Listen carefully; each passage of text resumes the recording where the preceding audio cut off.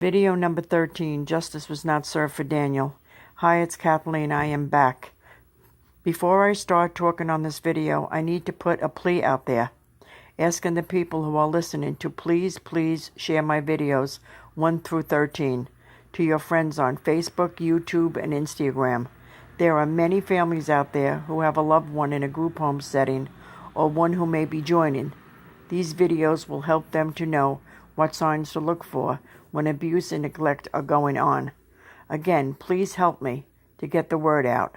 Lives could depend on this act of kindness on your part. Please help be the solution for our disabled. It was now December 23rd, 1999, and Daniel was finally back home with the family. I was very thankful he was not injured again. I thank God for watching over my son as he had since the day he was born.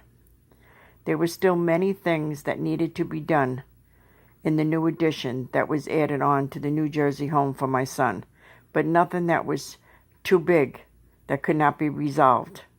I was so elated Daniel was back home safe, but at the same time, still feeling my constant companion guilt, which had become a major part of my life since Daniel's 1968 car accident that left him in a coma and a 1-year hospital stay. Now 3 months had passed, and Daniel was becoming somewhat despondent, as I was feeling the same. I could see each day that passed he was missing his lifelong friends and his 30-year program. As I stated in video 12, I removed my son from his program too hastily due to my anger I had towards the UCP agency. I was by now totally drained and conflicted as what to do now. I realized the answer was very clear that my son needed desperately to go back to only his program, not the group home. The question was how? Soon after, I started making phone calls to Director of Residences, Linda B. Lawal, to have Daniel return to his program. By now, she was so ready to give me the help I did not receive earlier on when Daniel was on his group home journey. After numerous phone calls back and forth, Mrs. Lawal came up with her own solution for my son to be transported from New Jersey to Brooklyn. That totally made me so uneasy due to past issues with the bus's safety standards. That would have been completely eliminated when he moved into the residence right across from his program. The first day he went was hell. I worried myself sick with him being on the New Jersey Turnpike. I was still in shock that my son's life and family was turned upside down because of past botched solutions to my son's safety. Now here was another by the same administration. After 2 days passed, I pulled the busing. I realized then I needed to come up with my own solution, as always. I then reached out to my then State Senator Vincent Gentile, who was a godsend in writing letters to the administration on my son's behalf.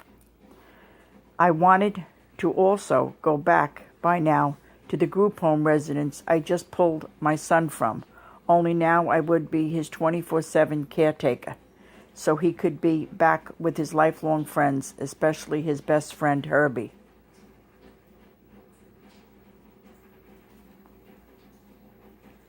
The administration refused me because they used the excuse that I wanted to go back, and it was too long over their 30-day period to return. The truth be said, they finally had me out of the agency at last, and they wanted it to keep it that way. Even my senator's letters to the administration were denied to take my son back. Now my son was only allowed to go back to his day program. Soon after, I received a letter from the big bad wolf himself, Mr. Untouchable, Executive Director of UCP, Edward R. Matthews, to welcome Daniel back to program. This was the same pompous bastard who never answered my pleas for help in securing Daniel's safety in his group home residence. My next video, number 14, will tell the lengths I had to go to put my son back into his program and the lawsuit that I filed against the agency in May of 2000 on my son's behalf. I want to thank you for watching and listening to my video. Again, please share. Leave a comment or like. Be kind.